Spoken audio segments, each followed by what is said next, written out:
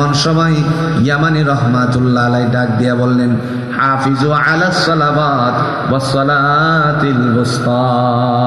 কার জীবনের মধ্যবর্তী নামাজ কাজা হয় নাই? সুবহানাল্লাহ বলছেন না?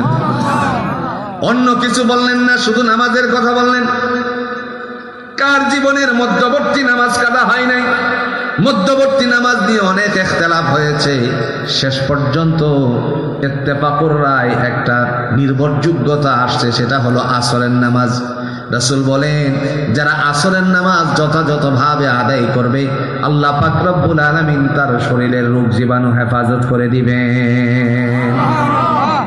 আর ফজরের নামাজ যারা আদায় করবে, তাদের শরীরে জান্নাতি শুভ্র হাওয়া আল্লাহ পাক রব্বুল আলামিন লাগিয়ে দিবেন। আপনি লক্ষ্য করবেন, ফজরের যেদিন নামাজ না পড়তে পারেন, শরীরের মেসমেসানি দূর হয় না।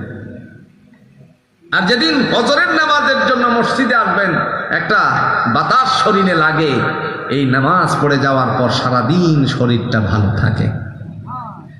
হাকিম লুকমান, কোরআনে একটা সূরা আছে, সূরাটার নাম হচ্ছে সূরাতুল লুকমান। হাকিম লুকমান বলেছেন, সুবহ और शाम का हवा ये लुकमान হাকিম का দাওয়া।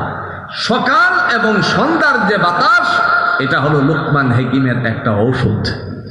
সুবহানাল্লাহ বলতেন। নবী মুহাম্মদুর রাসূলুল্লাহ সাল্লাল্লাহু আলাইহি ওয়াসাল্লাম ডাক দিয়া বলেন, দুনিয়ার জমিনে যারা আল্লাহর পায়ে সিজদা করে, তাদের মর্যাদা বাড়িয়ে দেন কে? হযরত ইয়ামানি রাহমাতুল্লাহ আলাইহি দেখলেন সব নৌকাগুলো বাদশার পারে ভিড়ন্ত। তিনি বললেন, কার জীবনের মধ্যবর্তী নামাজ কাজা হয় নাই?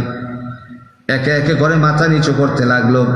360 জনের মধ্য থেকে একজন মাথা উঁচু করে রাখলেন। তিনি ছিলেন সিপাহ সালার নাসিরউদ্দিন জঙ্গি। আপনার সিলেটের চুনারু ঘাটে যার কবর আছে, সিপাহ সালার নাসিরউদ্দিন জঙ্গি। আল্লাহর বান্দা বললেন, দোস্ত আমার, তুমি বলেছো কার জীবনের মধ্যবর্তী নামাজ কাজা হয় নাই। যেদিন থেকে আমি বুঝতে শিখেছি, সেদিন থেকে অদ্যাবধি পর্যন্ত আমার জীবনের জোহর, আসর, মাগরিব, এশা, এই যে কথা বললা, আসরের নামাজ কাজা হয় কিনা? আসর কেন, আমার জীবন থেকে যেদিন থেকে বুঝতে পেরেছি, সেই দিন থেকে অদ্যাবধি পর্যন্ত কোনো নামাজই কাজা হয় না। এবার নিজেদের আমল মিলাই, কত সময় যে হেলাই খেলায় চলে গেছে, নামাজ কাজা হবে তো দূরের কথা, পড়িওই নাই। কথা কন না কেন? আপনি যদি চিন্তা করেন, দৈনন্দিন জীবনের কাজগুলো বাছাই করবেন। আল্লাহ বলেন, ও জগৎবাসী, তুমি যদি 4টা জিনিসের ঘোষণা দিতে পারো, আমি আল্লাহ তোমার জন্য একটা ওয়ারিশি দিব। ওয়ারিশির কথা মনে আছে তো? 4 জিনিসের ঘোষণা দিবা। সেই 4 জিনিস কি? ইন্না সালাতি ওয়া নুসুকি ওয়া মাহইয়ায়া ওয়া মামাতি লিল্লাহি রাব্বিল আলামিন। আল্লাহ বলেন, যারা এই কথা ঘোষণা দিবে, আমার নামাজ, আমার কুরবানি, আমার জীবন, আমার মরণ, কয়টা হলো? বান্দা বলবে, আল্লাহ, আমার নামাজ, সিজদাটা তোমার জন্য। আমি যে কুরবানি করি, আমার কুরবানি। আমি যে তোমার পক্ষ থেকে দুনিয়াতে আসলাম, পরীক্ষা নামক জায়গাতে আমাকে পাঠালা। আপনি মনে মনে চিন্তা করতে পারেন, দুনিয়ায় আপনি আমারে আল্লাহ এমনি পাঠাইছে কোনা? আমি তোমাদেরকে পরীক্ষার হলে পাঠাইছি। ছেলেরে মেয়েরে এসএসসি পরীক্ষা দেওয়ার জন্য যেইভাবে হলে ঢুকান, এই দুনিয়াটা হলো আল্লাহর দেওয়া আমাদের জন্য পরীক্ষা। তিনি বলেন, হাল আতা আলাল ইনসানি হিনুম মিনাদ দাহরি লাম ইয়াকুন শাইআন মাযকুরা ইন্না খালাকনাল ইনসানা মিন নুতফাতিন আমশাজ নাবতালি ইলা আখিরিল আয়াত। আল্লাহ বলেন, মানুষের জীবনে কোনো অস্তিত্ব ছিল না, অনস্তিত্ব থেকে আমি অস্তিত্ব দান করলাম। তাকে সৃষ্টি করেছি মাটির সারাংশ থেকে। আল্লাযী খালাকাল মাউতা ওয়াল হায়াতা লিয়াবলুয়াকুম আইয়ুকুম আহসানু আমালা। কে আমার কাছে পরীক্ষায় উত্তীর্ণ আমলের দিক থেকে, এই জন্য তাকে মৃত্যু এবং জীবন দান করেছি। বান্দা যদি বলে, আল্লাহ, আমার মরণ তোমার জন্য, তার মানে কি, বান্দা মৃত্যুর আগ পর্যন্ত পরীক্ষার খাতায় আমলের খাতাটার মধ্যে প্রাধান্য পাবে ইবাদতের মাধ্যমে। 3 নাম্বার, ওমামাতি, আল্লাহ আমার মরণটাও তোমার জন্য। বান্দা যখন মৃত্যুবরণ করবে, রাসূল বলেন, মান ক্বালা আখিরি কালামিহি লা ইলাহা ইল্লাল্লাহু দাখালাল জান্নাহ, মৃত্যুর সময় যার কালিমা নসিব হবে, আল্লাহ সরাসরি তারে জান্নাত দান করে দিবে। এই 4 জিনিস যদি মানুষ ঘোষণা দিতে পারে, আল্লাহ বলেন লিল্লাহি রাব্বিল আলামিন, তুমি বলছো আমার জন্য বলছো, আমি তোমাকে একটা ওয়ারিশি দিব। এই ওয়ারিশিটার নাম হলো জান্নাতুল ফেরদাউস, সর্বোচ্চ জান্নাত। এই বাড়ির চেয়ে আর বাড়ি কোনো পৃথিবীতে সুন্দর হতে পারে না। উলাইকা হুমুল ওয়ারিসুন আল্লাযীনা ইয়ারিসুনাল ফিরদাউসা হুম ফিহা খালিদুন।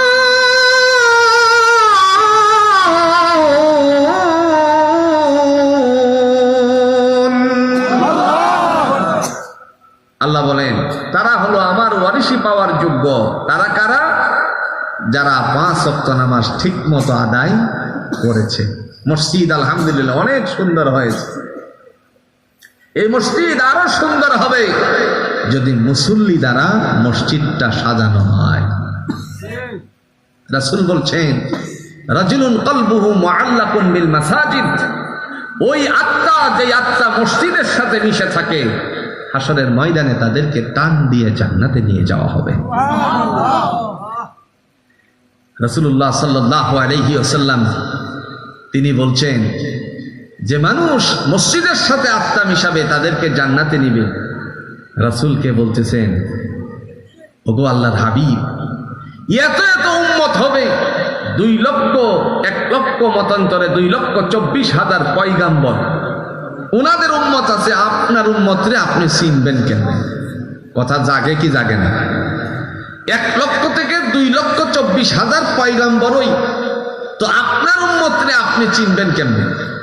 রাসূল সাল্লাল্লাহু আলাইহি ওয়াসাল্লাম তিনি বলেন, আয়েশা, আচ্ছা তুমি বলো তো, 1000 ঘোড়া এক জায়গায় ছড়ানো হচ্ছে মরুভূমিতে, আর সাথে তোমার একটা ঘোড়া আছে, যেই ঘোড়াটার কপাল হলো সাদা, এটা আমরা কোন কপালওয়ালা ঘোড়া বলি? চান কপাল। চান কপালওয়ালা ঘোড়া, এই 1000-এর ভিতর থেকে তোমার এই ঘোড়াটা বের করতে অসম্ভব হবে? হযরত আয়েশা রাদিয়াল্লাহু তাআলা আনহা বললেন, ইয়া রাসূলুল্লাহ, আমার কোনো কষ্ট হবে না। রাসূল বলেন, আয়েশা শোনো, গুররাম মুহাজ্জালিন, আমার উম্মতের মধ্যে যারা 5 ওয়াক্ত নামাজ পড়তে গিয়ে উযু করছে, উযু করা লাগেনি? একটু জোরে কর না, কে লাগেনি? যারা উযু করেছে তার হাত এবং চেহারা থেকে নূরে ঝলমল করবে, আর এটা দেখেই আমি মনে করবো এরা আমার উম্মত, আমি টেনে টেনে জান্নাতে নিয়ে যাব। সেই সময় যারা কালিমা গ্রহণ করে নাই, আমালে সালেহা করে নাই, এরা পিছন দিক থেকে ডাক দিয়ে বলবে, রুবামা ইয়াওয়াদ্দুল্লাযীনা কাফারু লাউ কানু মুসলিমিন।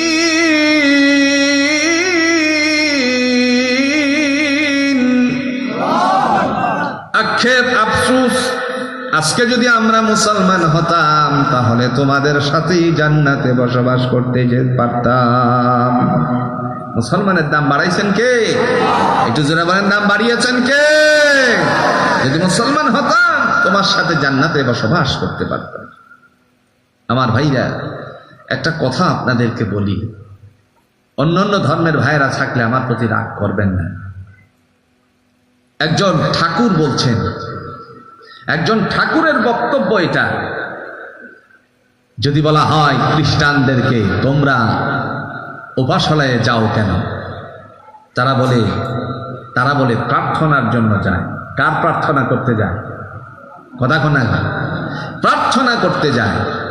যদি মুসলমানকে বলা হয় তোমরা মসজিদে যাও কেন, আল্লাহর হুকুম নামাজ আদায় করতে যায়। যদি নামাজ না পড়ো তাহলে নরকে যেতে হবে, জাহান্নামে যেতে হবে। আর যদি নামাজ পড়ি তাহলে আল্লাহর জান্নাত পাবো। হুকুম পালন করতে যায় আল্লাহ।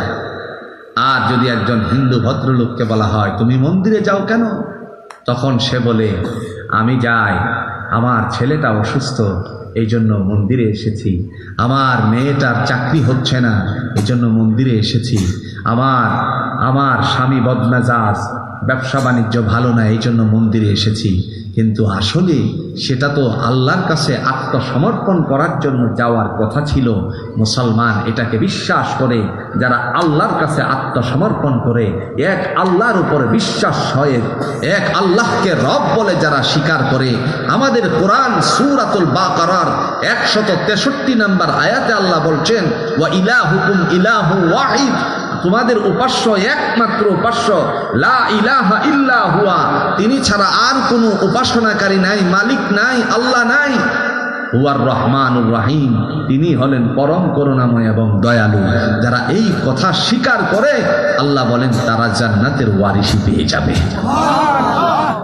উলাইকা হুমুল ওয়ারিসুন আল্লাযীনা ইয়ারিসুনাল ফিরদাউসা হুম ফিহা খালিদুন। আল্লাহ বলেন তারা জান্নাতুল ফেরদাউস আমার কাছ থেকে ওয়ারিসি হিসাবে নিবে। ইয়ামানি রহমাতুল্লাহি আলাইহি নৌকা নাই, পারে ভিড়ে আসে, দাঁড়িয়ে আছেন সবাইকে নিয়ে, মনে আছে না ভুলে গেছেন? শাহজালাল ইয়ামানি রহমাতুল্লাহ আলাইহি 360 জনকে নিয়ে যখন আসলেন, কিন্তু নৌকা একটাও নাই, কেমনে পার হবেন এই চিন্তা চেতনায় তিনি ব্যভূত।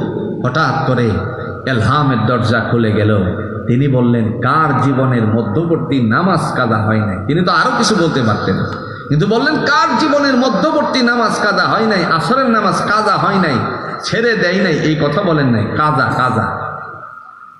এরপরে সিপাহ সালার নাসিরউদ্দিন জঙ্গি বললেন বন্ধু আমার, আমি যেদিন থেকে বুঝতে শিখেছি সেদিন থেকে অদ্যাবধি পর্যন্ত আসর কেন কোনো নামাজই কাজা হয় নাই। সুবহানাল্লাহ। তিনি বললেন আমার কাছে তোমার মুসাল্লা দাও। বাড়তি কয়টা অস্ত্র ছিল? একটু জোরে কোন, কয়টা অস্ত্র ছিল?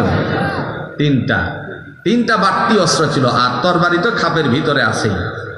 বললেন আমার কাছে নামাজের বিছনাটা দাও। বিছনা দেওয়ার পরে তিনি বললেন তোমাদের সকলের বিছনাটা এভাবে বিছিয়ে দাও।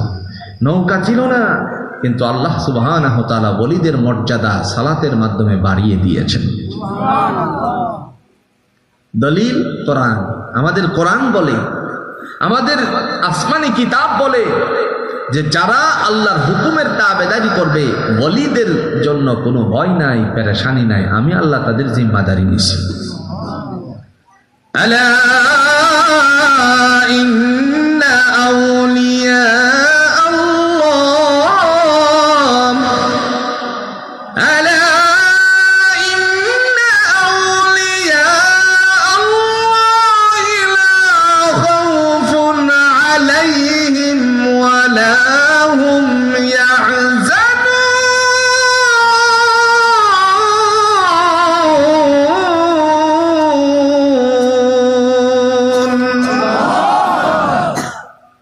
আল্লাহ বলেন আমার দুস্থদের কোনো ভয় নাই, পেরেশানি নাই, আমি তাদের পেরেশানি দূর করে দিয়েছি।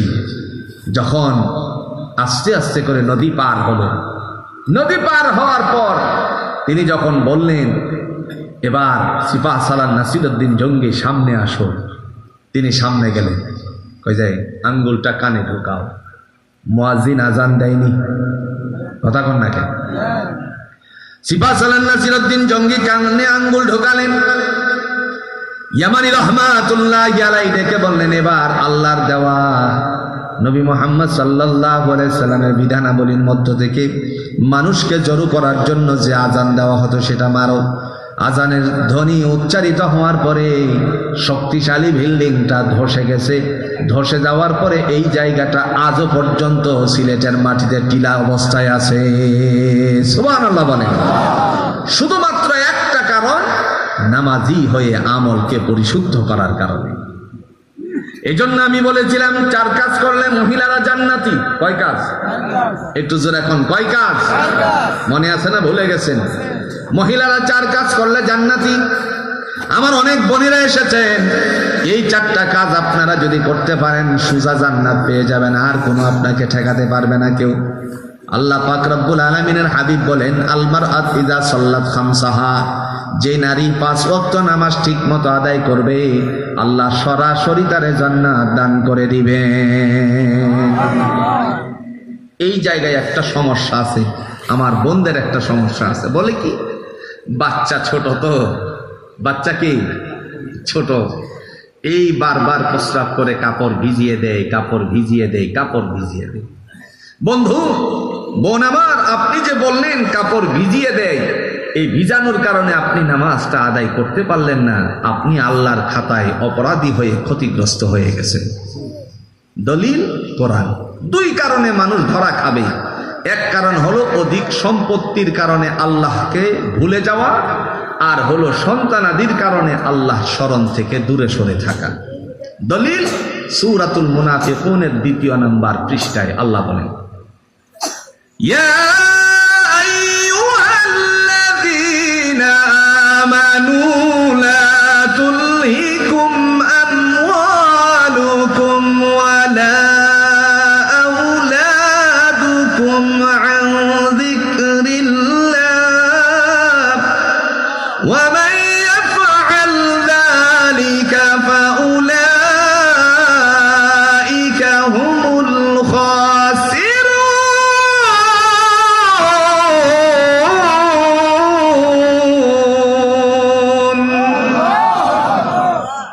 আল্লাহ বলেন, ইয়া আইয়ুহাল্লাযীনা আমানু, হে বিশ্বাসীরা। অন্য কোন ধর্মের লোককে আল্লাহ ডাক দেয় নাই, শুধুমাত্র মুসলমান ধর্মের লোকদেরকে ডাক দিয়েছে।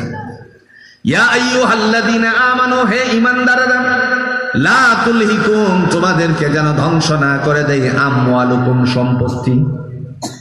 এক হলো সম্পত্তির কারণে আল্লাহ থেকে দূরে সরে থাকে। কেমনে থাকে একটু ভালো করে বুঝবেন। বাংলাদেশে অনেক মেয়েরা, মহিলারা আছে, তার স্বামীর কাছ থেকে পয়সাগুলো নিয়ে তারপরে অন্যদের কাছে লাগান বাড়ান করে। কথা কন্যাকে আছে কিনা? লাগানো, এই যে বলে 100 টাকা তোমার কাছে লাগালে 1 মাস পরে তুমি 10 টাকা বলায়া দিবা, এরকম মহিলা মনে হয় নাই? আপনাদের চীনা সুকানিয়াতে না থাকতে পারে। 100 টাকার বিনিময়ে 10 টাকা বলা, 1000 টাকা দিলে পরে 100 টাকা দিতে হবে। মাস শেষ হওয়ার পরে এটা সুদের উপর লাগাইল। নবী মুহাম্মদুর রাসূলুল্লাহ সাল্লাল্লাহু আলাইহি সাল্লাম বলেন, আল্লাহ তাআলা তাদের মুখের চামড়াগুলো ময়দানে হাসরে কষিয়ে ফেলবেন। নাউজুবিল্লাহ বলেন।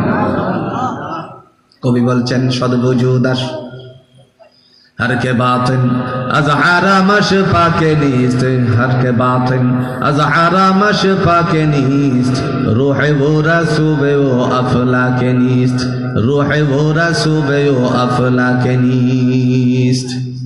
যারা হারাম খেয়ে পেটটাকে ভরপুর করলো, তার দোয়া আকাশে যাবে দূরের কথা, রাস্তাও খুঁজে পাবে না। নাউজুবিল্লাহ বলছেন না?